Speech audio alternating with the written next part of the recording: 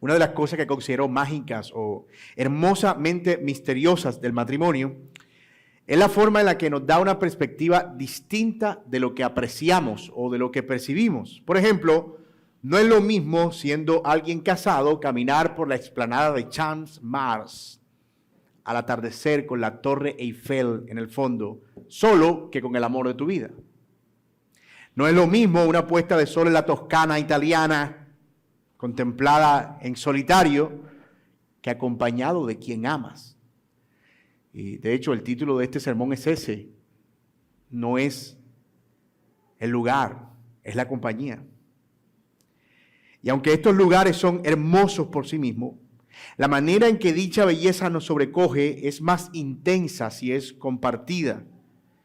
Es la dicha del asombro que cobra más sentido si hay alguien a quien podamos transmitirlo. Parece que fuimos diseñados con esa tendencia a asombrarnos para poder transmitir ese asombro a otros. Y eso, como dije, es diseño de Dios.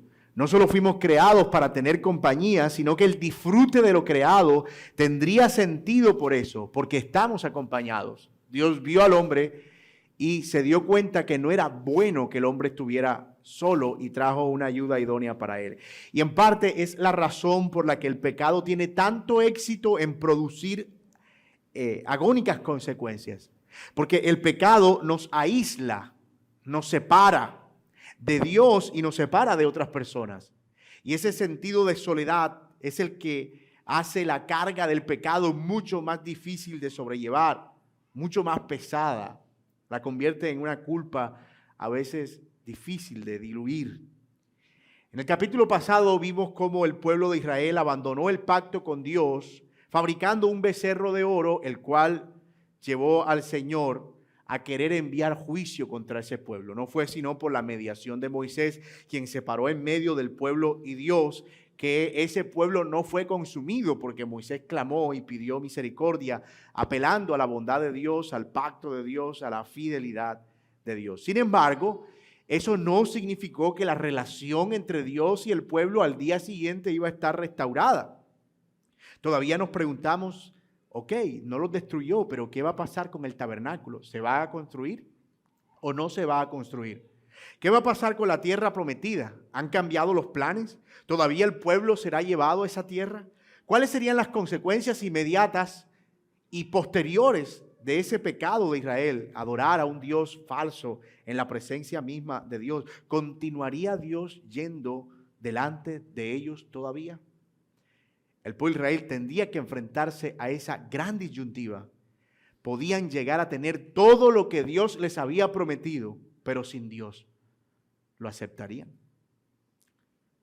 Esto es la palabra del Señor. Entonces el Señor, Éxodo 33, dijo a Moisés: anda, sube de aquí tú y tu pueblo que has sacado de la tierra de Egipto a la tierra a la cual juré a Abraham, Isaac y Jacob, diciendo: a tu descendencia la daré.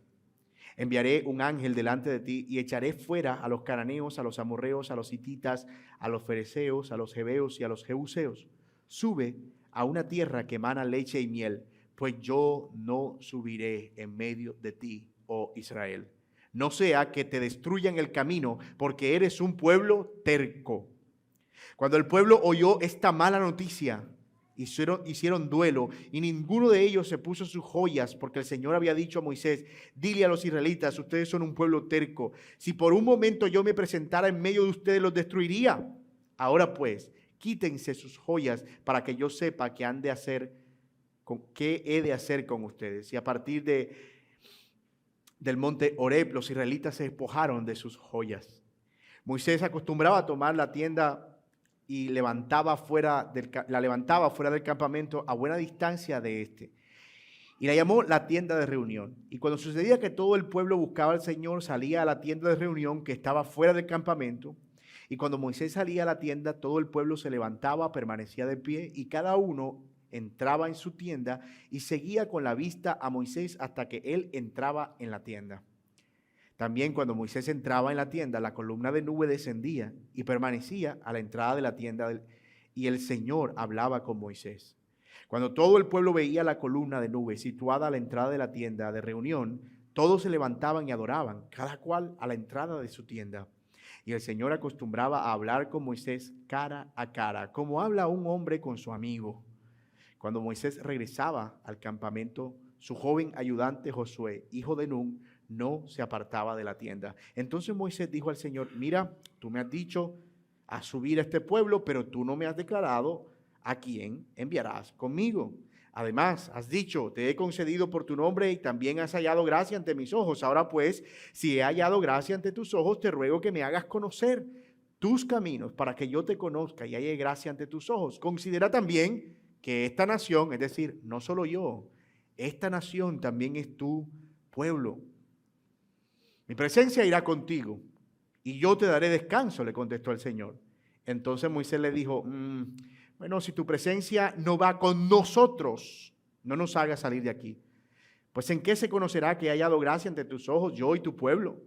¿No es acaso en que tú vayas con nosotros para que nosotros, yo y tu pueblo, nos distingamos de todos los demás pueblos que están sobre la superficie de la tierra? Y el Señor contestó a Moisés: también haré esto que has hablado, por cuanto has hallado gracia ante mis ojos y te he conocido por tu nombre. Entonces Moisés dijo: te ruego que me muestres tu gloria. Y el Señor respondió: yo haré pasar toda mi bondad delante de ti y proclamaré el nombre del Señor delante de ti. Tendré misericordia del que tendré misericordia y tendré compasión de quien tendré compasión. Y añadió: no puedes ver mi rostro, porque nadie me puede ver y vivir. Entonces el Señor dijo: hay un lugar junto a mí y tú estarás sobre la peña. Y sucederá que al pasar mi gloria te pondré en una hendidura de la peña y te cubriré con mi mano hasta que yo haya pasado. Y después apartaré mi mano y verás mis espaldas, pero mi rostro no se verá. Esto es la palabra del Señor. Este capítulo 33 que abordaremos es interesante porque nos muestra respuestas a algunas de estas preguntas que ya planteamos, y veremos una vez más la importancia de la mediación de Moisés ante la realidad de que, en efecto, aunque hay un Dios que quiere cumplir sus promesas, la realidad es que como el pueblo es rebelde, Él no puede habitar en medio de ese pueblo rebelde sin que este pueblo sea consumido. Y ese es el argumento que quiero proponerles.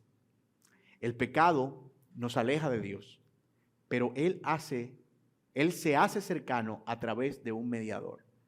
El pecado nos aleja de Dios, pero Él se hace cercano a través de un mediador. Y vamos a desarrollarlo en este capítulo 33 a la luz de los siguientes encabezados. Vamos a ver en primer lugar al pueblo sin la presencia de Dios, versículos 1 al 6. Luego veremos el clamor por la presencia de Dios por parte del mediador, en este caso Moisés, del 7 al 16. Y finalmente veremos al pueblo con la presencia de Dios. Si ustedes se dan cuenta, es un bosquejo bien sencillo. El pueblo sin la presencia, la mediación de Moisés, y el pueblo con la presencia, que parece que es como la estructura natural que el pasaje nos provee. Y vamos a ver entonces en primer lugar este primer encabezado, un pueblo sin la presencia de Dios, que vemos en esos versículos del 1 al 6. Después del incidente del becerro, Dios habla a Moisés para que le transmita un mensaje claro al pueblo. El mensaje tiene 3 ideas concretas y son estas. La primera: Dios cumplirá las promesas que le hizo a Abraham, les va a entregar la tierra, los va a llevar a la tierra prometida. La segunda idea: el Señor enviará un ángel para que guiara al pueblo a dicha tierra. Y la tercera, que es tal vez la más dramática de todas: Dios no iría, porque de ser así el pueblo sería destruido. Dile al pueblo: yo les voy a cumplir el pacto, les voy a dar la tierra, voy a enviar a un ángel que lo guíe, pero yo no voy a ir. Yo no voy a guiar al pueblo. Y antes de ver cuál fue la respuesta del pueblo, la cual ya ustedes saben de antemano porque la acabamos de leer, pero antes de ver sus implicaciones, vamos a ver qué es lo que significa esta última declaración. Yo no voy a ir con el pueblo. Mi presencia no va a ir con el pueblo. Sin duda, Dios está dejando en claro que el tabernáculo no se va a construir. Moisés, el tabernáculo no va. La idea del tabernáculo no va. Y la razón por la que podemos concluir eso es que precisamente la presencia de Dios necesitaba de un tabernáculo, lo hemos visto en sermones pasados, para que la gloria de Dios no se viera y el pueblo no pudiera o no fuera consumido. No era tan fácil como parece. Es decir, no era simplemente que Dios se apareciera al pueblo y caminara con ellos. Eso no se ve de esa manera, porque en realidad Dios es un conjunto de atributos. Él es santo, bueno, justo, bondadoso, misericordioso. Por lo tanto, la sola presencia de su deidad ya trae consecuencias para todo lo que le rodea. De modo que si Dios así en crudo decidiera habitar en medio del pueblo, no habría ninguno que quedara vivo, porque su sola presencia consumiría el pecado y su sola santidad destruiría todo lo que está alrededor. Así que la idea del tabernáculo, acuérdense ustedes, era precisamente construir una cubierta para que el dilema fuese resuelto, para que la presencia pudiera estar, pero para que no todo el pueblo la viera y no muriera. El tabernáculo era la solución al problema. Pero lo que está diciendo el Señor aquí es, mi presencia no va, y esto implica el tabernáculo no se construye. Ahora bien, si esto fuera un matrimonio, lo que Dios está diciendo es yo cumpliré mi promesa, te daré la tierra, pero yo no iré. Y la razón, este pueblo es un pueblo terco, duro de cerviz. Es un pueblo que no se arrepiente. Y de nuevo, si esto fuera un matrimonio de hoy en día, lo que está sucediendo aquí es que el esposo le está diciendo a su esposa que le fue infiel, no me divorciaré de ti. Te voy a dejar en la casa. Te sostendré económicamente. Tendrás todo lo que necesitas, pero yo no viviré en la casa. En los tiempos de hoy eso quizás sea un buen negocio para la esposa infiel, porque podrá llevar a su tinieblo a la casa.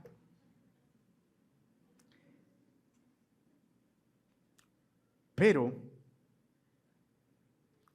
¿qué pasa si se trata del hombre más bondadoso del mundo?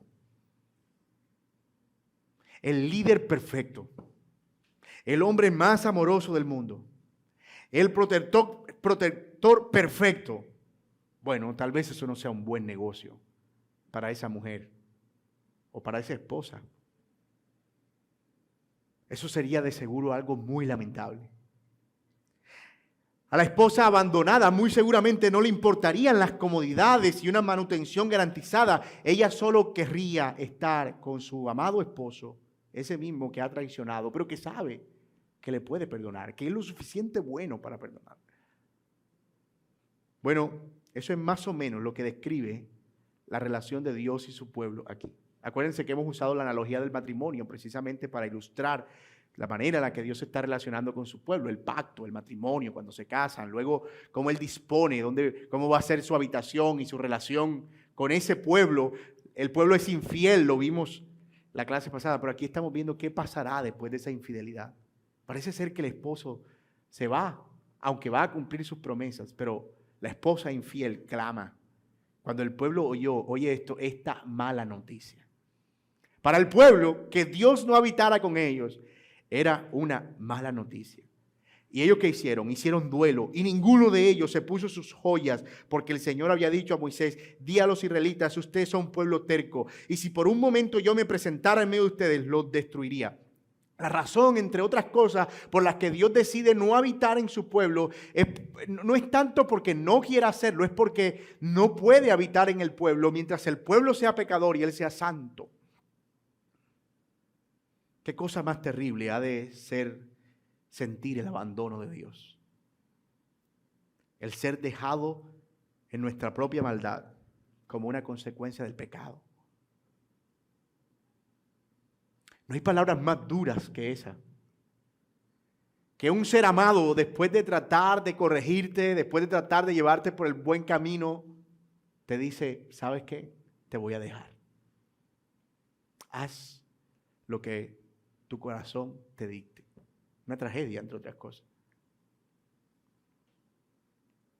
Si alguien por causa de su pecado no siente dolor por estar lejos de Dios, es por una de dos cosas. O no ha comprendido la gravedad de su pecado, o nunca comprendió el perfecto amor de Dios. Pero no es posible que alguien simplemente esté bien con que Dios lo deje. Hay dos pasajes que retratan esa realidad en el Antiguo y en el Nuevo Testamento. Yo que hablando al profeta Sofonías, que el Señor dice, dile a Efraín que por causa de sus disoluciones, que por causa de sus pecados, Efraín era un eufemismo, una palabra que se utilizaba para referirse a las 10 tribus del norte. Dile a Efraín que por su maldad, que por su pecado, pero por adorar a otros dioses, yo los he dejado. Y más adelante en Romanos 1, cuando habla del pecado y de la maldad rampante de una generación que abandonó a Dios, que se entregó a otros dioses, a sus placeres, a sus deseos, el Señor dice, por eso Dios los entregó a pasiones vergonzosas. Es como que Dios retira su mano y los deja. Cuando pecamos debemos sentir dolor por saber que ese pecado nos está alejando de Dios, que nos está separando de Dios, que nos está distanciando de su presencia. Muchas veces el dolor por el pecado nos viene por las consecuencias o por la vergüenza que representa ser descubiertos, porque nuestra reputación se comprometió, pero no porque realmente nos esté doliendo ofender a Dios. Y eso es un problema, porque lo que duele del pecado es eso, que el pecado nos separa de Dios, más allá de las consecuencias que pueda traer para nosotros. Mis amados, esto es serio. El pecado aleja la presencia de Dios de nuestras vidas. Eso es lo que está presentando aquí el Señor al pueblo. Ustedes pecaron y mi presencia no puede estar en ustedes. Pero yo quiero hacer también otra observación práctica que veo implícita en este pasaje. Y que aunque Dios tuvo misericordia del pueblo, después de adorar al becerro, es decir, no lo castigó, los perdonó, eso no significó que la relación se restauró inmediatamente. No es que al día siguiente todo funcionaba como si nada hubiera pasado. Y esto es importante. En ocasiones, cuando alguien peca contra otro, parece que está esperando que después del perdón la relación sea reparada inmediatamente. Y la verdad es que estas cosas toman tiempo. Especialmente mientras se asimilan las consecuencias, se corrigen las causas, se invierte en la reparación si hubo alguna pérdida o si se ocasionó algún daño. Dios estaba esperando que el pueblo diera un fruto evidente de su arrepentimiento más allá del llanto, porque a veces hasta los cocodrilos lloran. Y especialmente cuando pecamos, podemos llorar, pero no se puede ver por qué estás llorando. Hay personas, de nuevo, que lloran porque los descubrieron. Hay otros que lloran porque después de descubierto ya no pueden seguir pecando. Y uno puede confundir el dolor y decir, oh, mira cómo llora su arrepentimiento. No. Puede estar llorando la pérdida de un pecado en el que se estaba deleitando. Y la realidad es que debemos esperar el fruto de ese arrepentimiento y ver el fruto del quebranto. El perdón es un regalo de Dios, pero en la vida real, el perdón es solo el inicio de una restauración que se rompió. No debemos ser livianos y respetar que aquellos que hemos ofendido al día siguiente del perdón no actúen como si nada hubiera pasado, porque hay consecuencias de una relación rota. Eso, por supuesto, no justifica la raíz de amargura. Lo que pasa es que me ofendiste en el año 1700. En 1984, ese día que estábamos, yo no he podido olvidar eso. Y tienes que darme tiempo. Estamos en 2023, dame tiempo.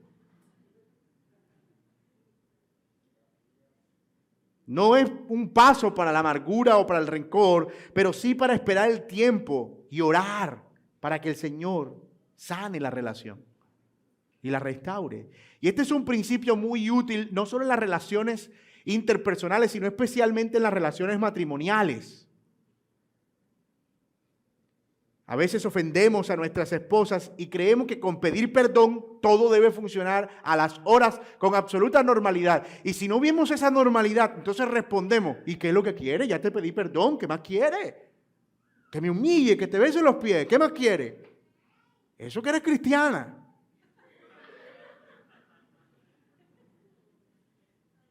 Pero no, hermanos, Eso es tener expectativas demasiado irreales y tratar de manera liviana el pecado. Yo no confiaría en alguien que simplemente después del perdón actúa como si... Yo sospecharía eso, como que, perdón, ay, te perdono, todo perfecto. Yo no confiaría en eso, porque así no funciona el corazón humano.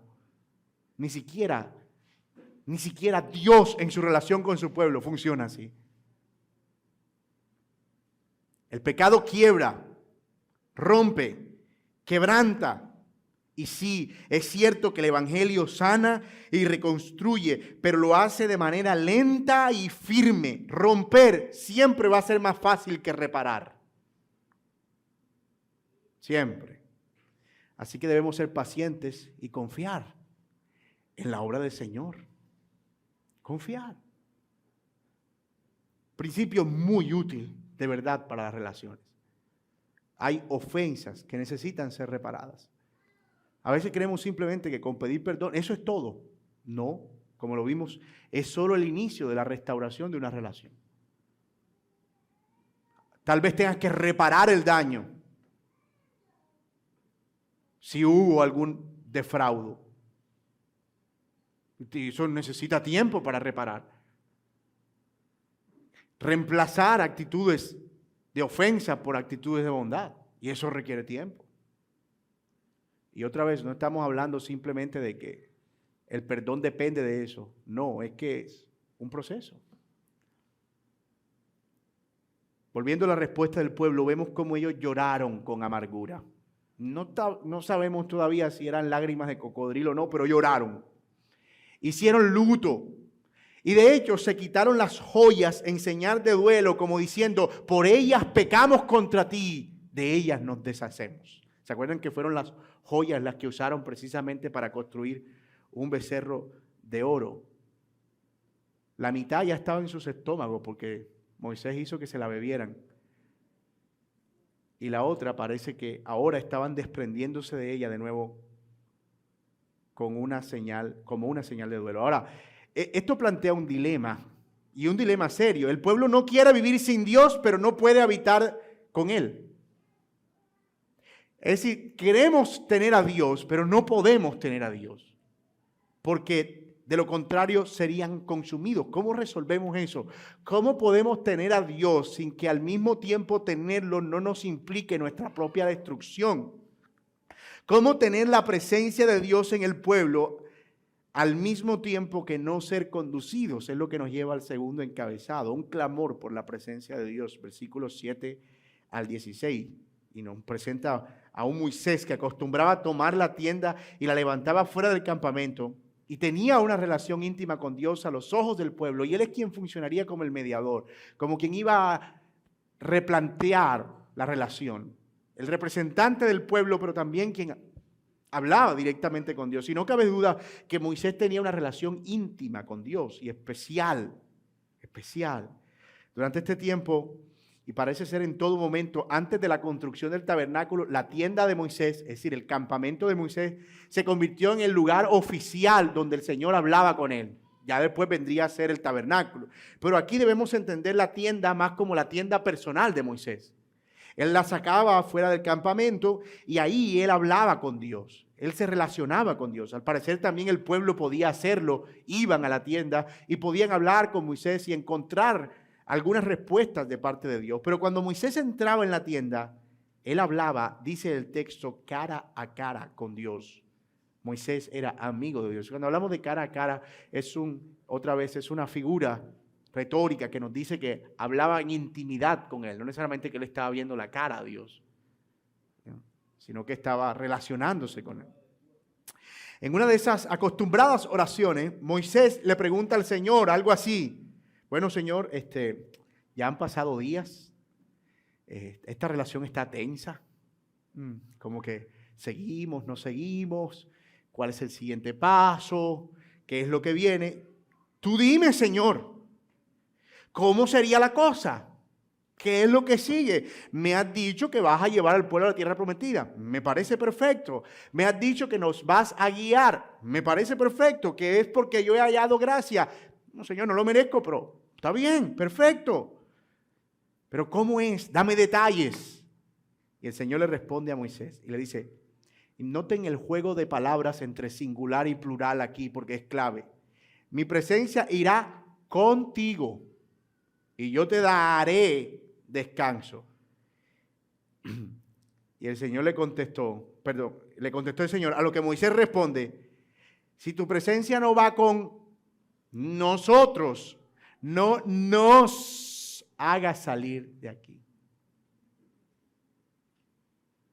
Es decir, ustedes alguna vez le han dicho, mira, te estamos invitando a esta fiesta. Nos estás invitando a esta fiesta. Y yo no me muevo sin mis pelados.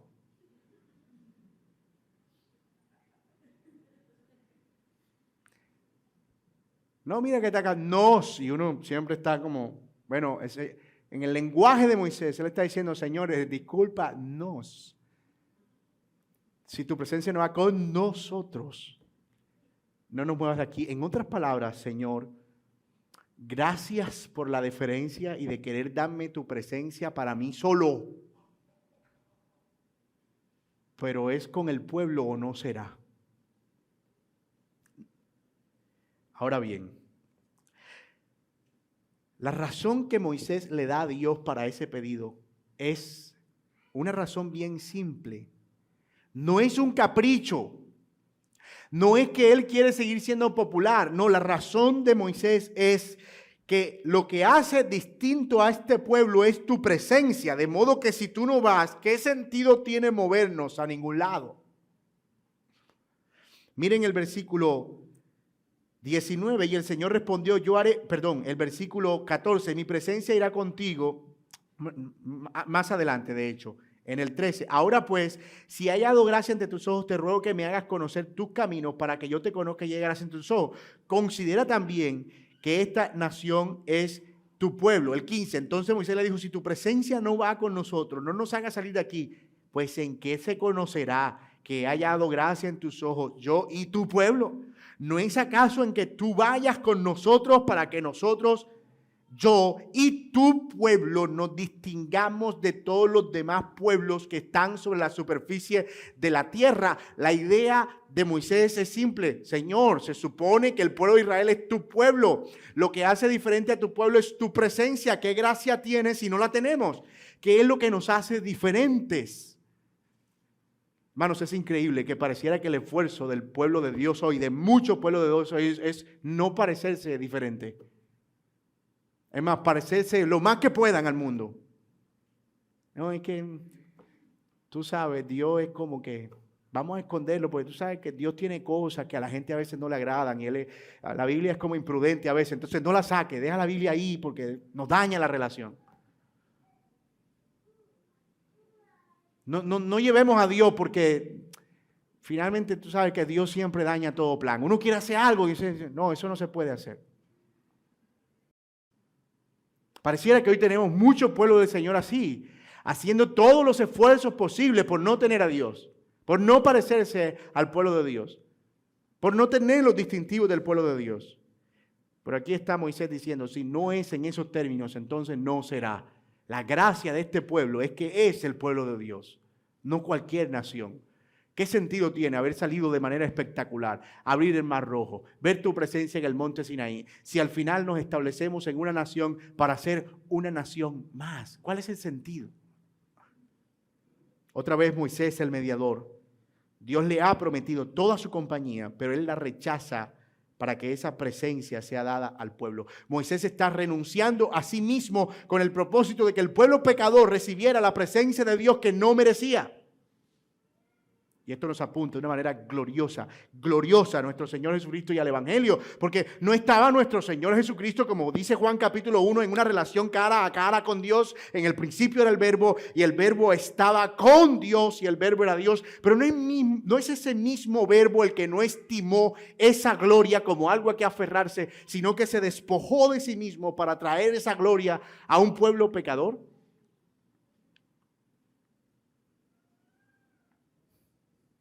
Para luego venir y dar su vida por su pueblo. Moisés está retratando lo que más adelante sería la mediación perfecta de nuestro Señor Jesucristo. Porque en la cruz del Calvario Jesús sufrió el abandono del Padre para que al mismo tiempo la presencia de Dios pudiera venir a nosotros. Ese es el significado de las palabras Elí, Elí, lama sabactani. Dios mío, ¿por qué me has dejado solo? Jesús tuvo que experimentar la soledad para que nosotros pudiéramos experimentar la compañía de la presencia de Dios en nuestras vidas. Una a la que no teníamos derecho por causa de nuestro pecado. A la que no teníamos acceso por causa de que, al igual que el pueblo de Israel, y aún peor, hemos sido un pueblo duro de cerviz, duro de corazón. Hermanos, es la realidad del Evangelio la que hace evidente el hecho de que, de no ser por Jesucristo, nosotros hoy no pudiéramos ni siquiera abrir nuestra boca para orar al Padre.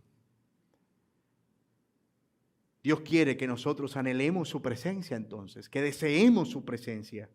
Y aunque es cierto que Él ya habita por medio de la fe en nosotros, y a veces tratamos de ser bastante ortodoxos en estas decisiones, ¿para qué clamar la presencia de Dios? Si ya la presencia de Dios está en nosotros, y eso es verdad, hay una presencia en aquellos que creen, porque aquellos que creen son sellados por el Espíritu y el Espíritu mora en ellos, pero también hay una manifestación especial de la presencia de Dios que viene por el Espíritu y que debemos clamar y que debemos pedir.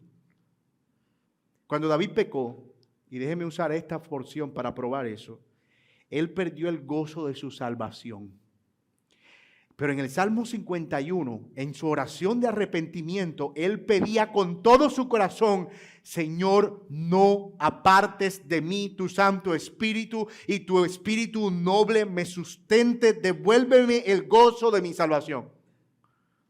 Noten cómo David estaba siendo consciente de que el pecado le había alejado y que aunque había un aspecto de la presencia aseguradora de Dios, porque él era parte de ese pueblo, él necesitaba esa presencia real que hacía que él fuera consciente permanentemente de que era parte de ese pueblo.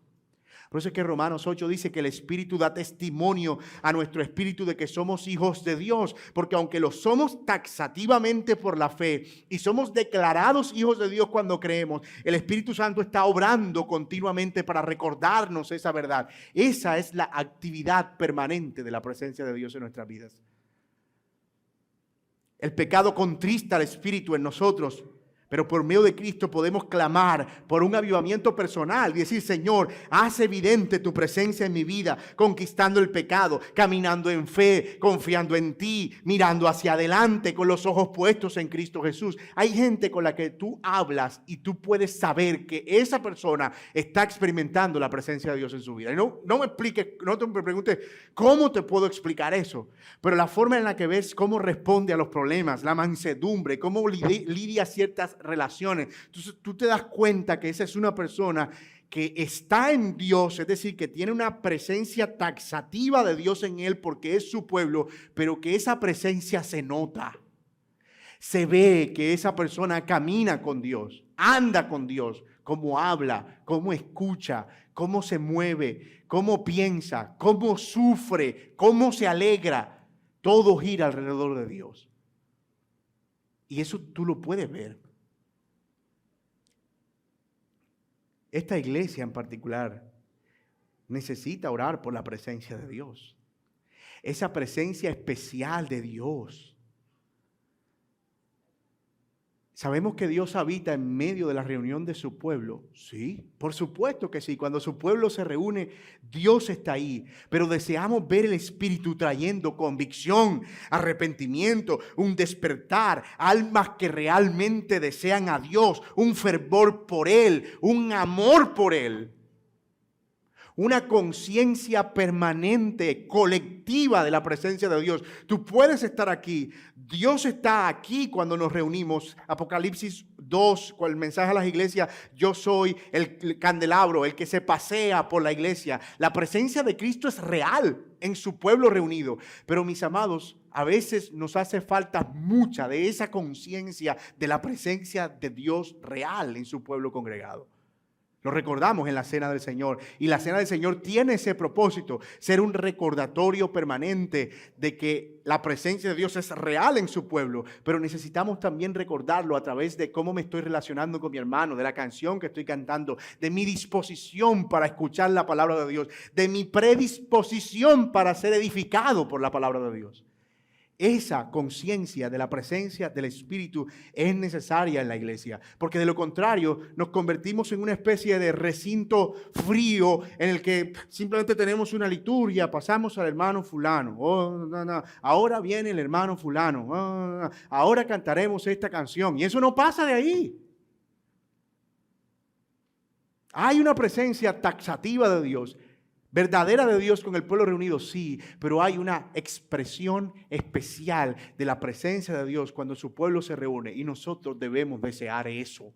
Que cuando una persona que no conoce a Dios entre aquí, sepa que aquí está el Señor de verdad. Y debemos orar por eso, en nuestra vida, por la iglesia. Mi hermano, no tienes por qué sentir que mueres de sequedad espiritual y en la soledad de sentir a Dios lejos de ti. Cristo es un mediador mejor que Moisés y es por él que podemos pedir una presencia mucho mejor que la presencia que iba a traer Moisés por su mediación al pueblo. El Señor nos ha dado, por medio de su obra en la cruz del Calvario, a sí mismo como su presencia, al Espíritu Santo en medio de nosotros. Yo me voy, pero no los dejaré solos, porque enviaré a otro Consolador, el Espíritu que los guiará hacia toda verdad. El Espíritu es la presencia de Dios entre nosotros, la persona del Espíritu Santo. Por otro lado, pidamos que Dios nos ayude a vivir con este entendimiento que Moisés está reflejando aquí, que de nada nos sirve tener la bendición de Dios si no tenemos a Dios. ¿Ves la determinación de Moisés? Es una determinación no egoísta.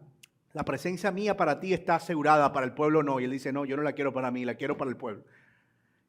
Y para mí también, obvio, pero para todos. Porque de nada sirve tener una tierra que fluya leche y miel, así fuera literalmente, si tú no estás ahí. De nada nos sirve ganar el mundo sin Dios. Esa es la gran tragedia del hombre caído. Querer lo que Dios da, pero no a Dios. Desear y anhelar lo que Dios da, ofrece, pero no a Dios.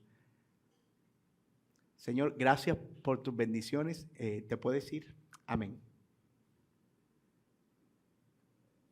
Y alguien dirá, no, yo nunca oraría así. ¿Cómo se le ocurre? No, nunca.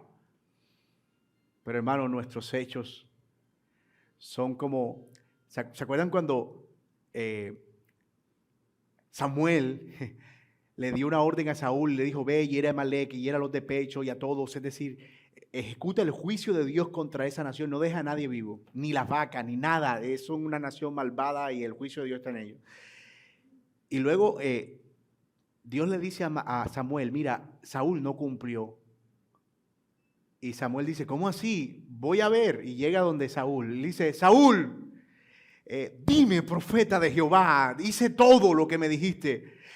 Mejor dicho, y cumplí la instrucción a pie de la letra. Y le dice Samuel, me gustaría escucharte, pero es que las vacas que tienes allá atrás y la gente acá que perdonaste la vida no me deja oír. Me gustaría creerte lo que me estás diciendo, pero las evidencias me están demostrando lo contrario.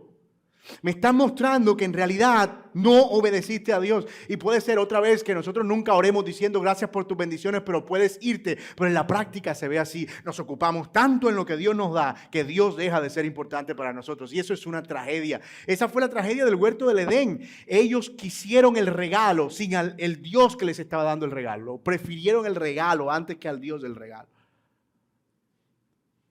Le dieron un manotazo a la mano que extendía. Gracias. Te puedes ir.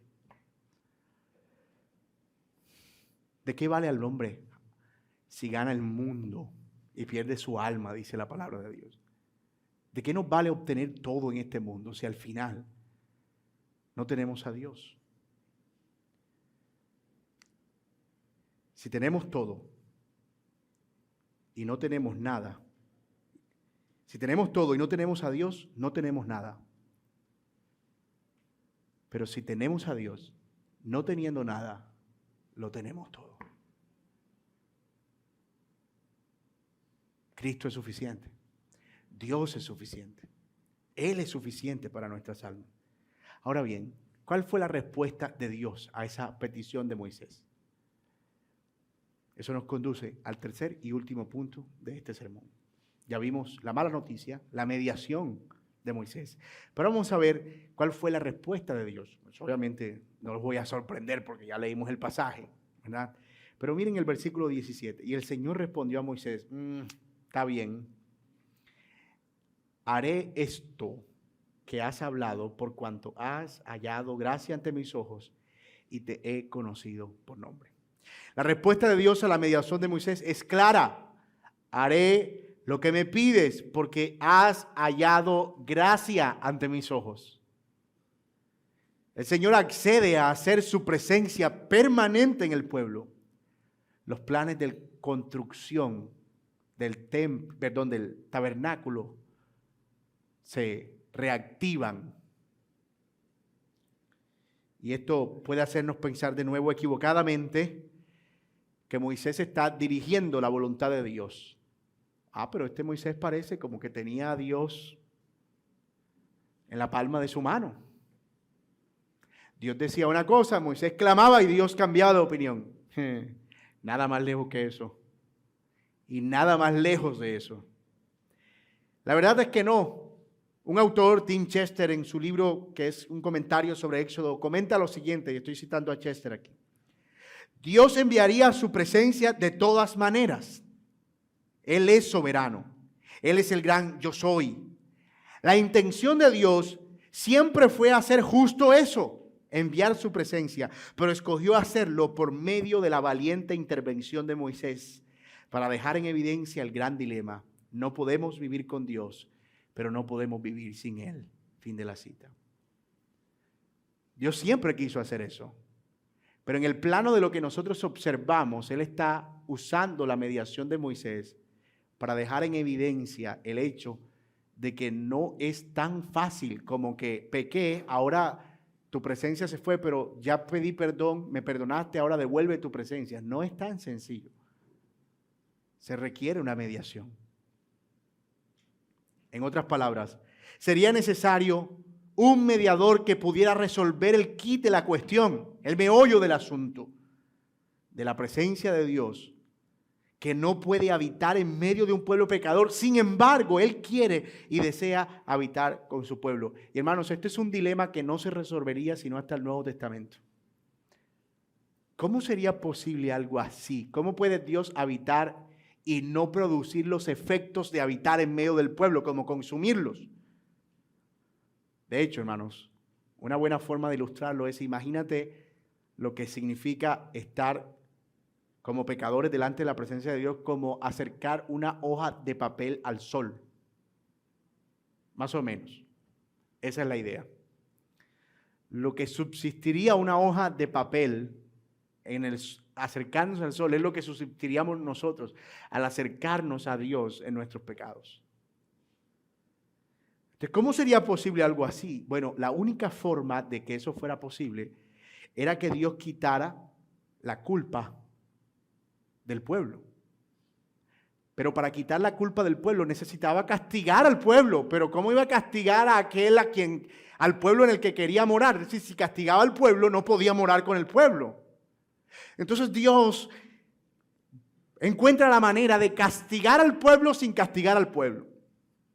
Es decir, de castigar el pecado del pueblo completamente sin que el pueblo fuera destruido. ¿Cómo? Cargando eso sobre un tercero, sobre un inocente, capaz y potencialmente suficiente para resistir toda esa carga de pecado sin que tuviera como Moisés que pagar por el suyo mismo.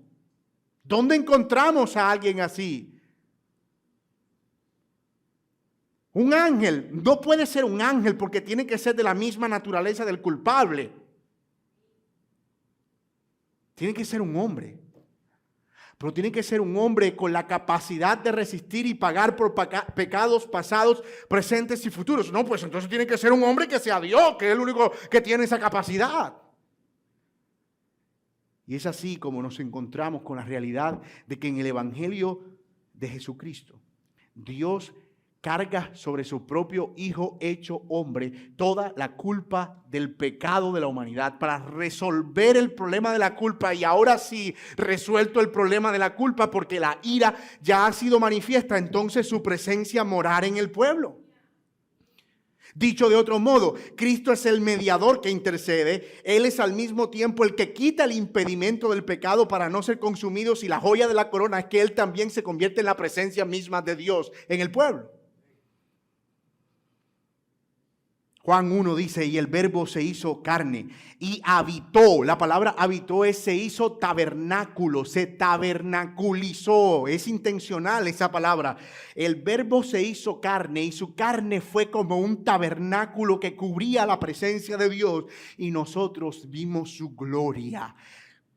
Gloria como del unigénito del Padre, lleno de gracia y de verdad. Juan dio testimonio de él y clamó, este era del que yo decía, el que viene después de mí es antes de mí, porque era primero que yo, pues de su plenitud todos hemos recibido y gracia sobre gracia, porque la ley fue dada por medio de Moisés, la gracia y la verdad fueron hechas realidad por medio de Jesucristo. Nadie ha visto jamás a Dios, el unigénito Dios que está en el seno del Padre, Él le ha dado a conocer. Cristo es la presencia misma revelada de Dios en este mundo. Él es quien contiene la gloria de Dios que puede ser contemplada por nosotros. Cristo reveló la gloria de Dios a este mundo, pero ojo, no de una manera directa, porque todavía el pecado no ha sido quitado del todo. Por eso todavía nadie puede ver a Dios y vivir, o todo el esplendor de la gloria de Dios y vivir. Cristo nos ha dado a conocer todo lo que necesitamos de la gloria de Dios. Cuando vemos a Cristo, cuando contemplamos el Evangelio, cuando meditamos en el Evangelio, estamos meditando y viviendo la gloria misma de Dios que habitó entre nosotros. Moisés le pidió a Dios que se dejara ver el rostro. Yo no entiendo todavía este pedido de Moisés. O sea, ya te dio la presencia para el pueblo, quédate tranquilo. No, Señor, ahora como que se emocionó Moisés. O sea, ya que estás tan generoso, como que oré y perdonaste al pueblo. Oré y diste la presencia al pueblo. Señor, muéstrame, déjame verte. Muéstrame tu gloria. Pero el Señor le deja claro que eso no sería posible. ¿Y cuál es la razón? Bueno, Dios definitivamente en este lado de la eternidad decidió en su sola potestad impedir que la gente pudiera hacer imágenes de Él y que pudieran creer en Él solamente por lo que Él ha revelado, su nombre, su grandeza, su majestad. La idea es que el pueblo no debe adorar a través de una imagen, sino a través de lo que es revelado en mi nombre, lo que Dios es en esencia. En la Trinidad, Cristo es entonces la gloria de Dios dentro de un tabernáculo, esto es la carne. De modo que se pudo ver, se pudo contemplar. Los discípulos caminaron con Él y no murieron. ¿Por qué? Porque ellos vieron el tabernáculo de la gloria. Pero un día, hermano, cuando las cosas terminen, cuando todo esto acabe, cuando el pecado sea erradicado completamente de nosotros, un día, ese día, nosotros le veremos a Él tal como Él es. Nuestros ojos se pondrán sobre Él y contemplaremos la gloria perfecta de nuestro Dios. Sin relación con el pecado, sin relación con nada. Por ahora, lo que podemos contemplar en Cristo es suficiente para nosotros. Todo lo que podemos contemplar en Cristo es lo necesario y lo suficiente para nosotros. Definitivamente Moisés entendió que no era el lugar, era la compañía. Que a él no le servía de nada una tierra que fluía leche y miel si Dios no estaba ahí. Y tal vez sea bueno que tú puedas preguntarte, hermano mío, ¿cuál es el lugar? Tu matrimonio, tu trabajo, una nueva ciudad, otra iglesia. No importa, porque nada tendrá sentido si Dios no está.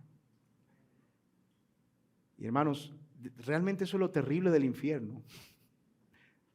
No poder ver poder tener que enfrentarse a la realidad de que estamos separados de Dios y que lo estaremos por la eternidad. Y eso es abrumador. Así que si hay algún pecado que hoy te está alejando de la presencia del Señor, mi amado hermano, yo te invito a que te arrepientas, porque hay perdón suficiente en Cristo Jesús.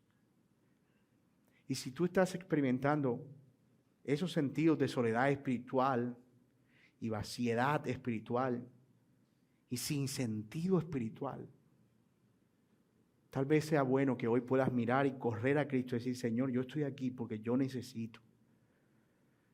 Por la obra que tú hiciste en la cruz, la certeza de que tú estás conmigo, que tu presencia está conmigo, que tú moras en mí. Y mi amigo que estás aquí sin Cristo, ¿tú vas a seguir lejos del Señor? ¿Vas a seguir alejado de su presencia? Habiendo Él hecho tanto por acercarnos, ¿vas a escoger al regalo antes que al dador del regalo? ¿Vas a escoger lo que Dios te permite disfrutar antes que a Dios mismo? ¿No has pensado que tal vez esa es la razón por la que en principio toda cosa que recibes te resulta deleitosa, pero luego como un niño que tiene un juguete nuevo, quiere otra y quiere otra y quiere otra, porque parece que tu satisfacción está en recibir y recibir algo cada vez más especial? ¿No has pensado que tal vez lo que necesitas es al Señor habitando profundamente en tu vida? Esa fue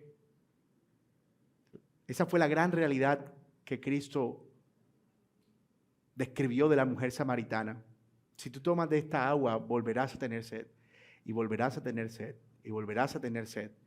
Pero si tomas del agua que yo te doy, no vas a volver a tener sed jamás. Tú no necesitas otro esposo, le dijo Jesús a la mujer samaritana, porque 5 has tenido y el que tienes no es tuyo. Tú necesitas encontrar el verdadero sentido de la vida en mí. Yo soy, está aquí. Y eso es lo que tú necesitas, mi amigo. Entender que el verdadero sentido de la vida está en Dios, no fuera de Él. Oremos. Señor, gracias por este tiempo. Y por recordarnos, Señor, el